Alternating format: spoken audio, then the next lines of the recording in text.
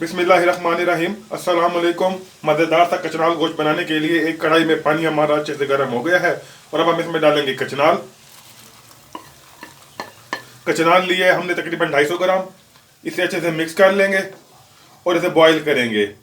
कचनाल को हम तकरीबन 5 से 7 मिनट तक बॉईल करेंगे और उससे ज़्यादा इसे बॉईल नहीं करेंगे, वरना ये बहुत ही ज़्यादा गल जाएगी। कचनाल को बॉईल होते हुए तकरीबन 5 मिनट हो गए हैं और अब हम फ्लेम को बंद कर देंगे और कचनाल को इसी पानी में तकरीबन 10 से 15 मिनट तक छोड़ देंगे। कचनाल गोश्त बनाने के लिए सबसे पहले हांडी में डालेंगे हम कुकिंग ऑयल और इसे अच्छे से गर्म होने देंगे। हांडी में ऑयल अच्छे से गर्म हो गया है और अब हम इसमें डालेंगे बारीक कटे हुए प्याज। इसे मिक्स करेंगे और सुनहरा ब्राउन होने तक भून लेंगे। प्याज हमारे अच्छे से पक चुके हैं और अब हम इसमें डालेंगे टमाटर। टमाटर का छिलका हमने उतार लिया था और अब हम इसे अच्छे से मिक्स कर लेंगे।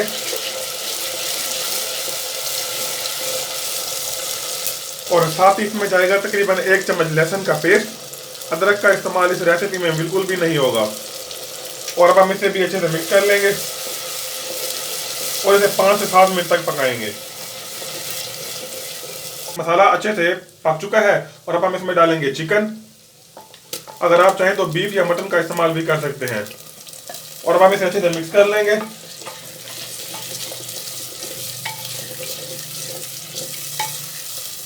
और अब हम इसके ऊपर ढक्कन लगा के इसे 10 मिनट तक पकने देंगे।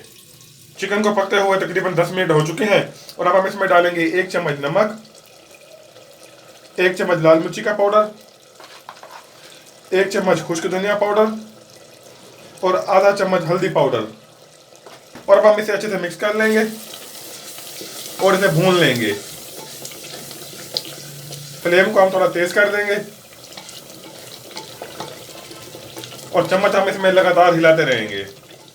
अक्सर लोग इसमें गरम मसाले का पाउडर या फिर गरम मसाले का भी इस्तेमाल करते हैं, लेकिन मैं आपको रिकमेंड करूंगा कि आप इसमें गरम मसाले का इस्तेमाल बिल्कुल भी ना करें।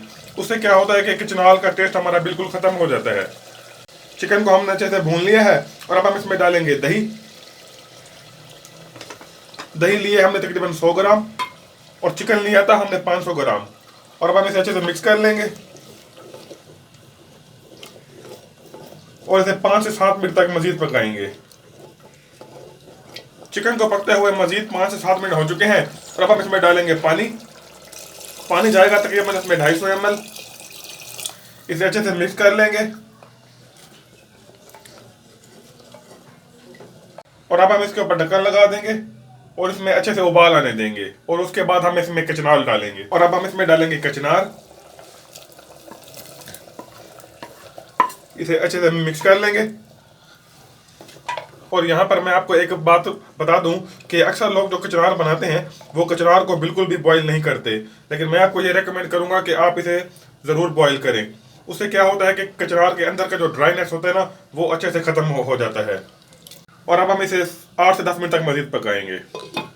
मज़ेदार सा कचनार गोश्त हमारा बिल्कुल तैयार हो गया है और अब हम इसे एक प्लेट में निकाल लेंगे। मज़ेदार सा कचनार गोश्त हमारा बिल्कुल तैयार हो गया है। अगर आपको हमारी ये रेसिपी पसंद आई हो तो हमारी वीडियो को लाइक और चैनल को सब्सक्राइब ज़रूर करें।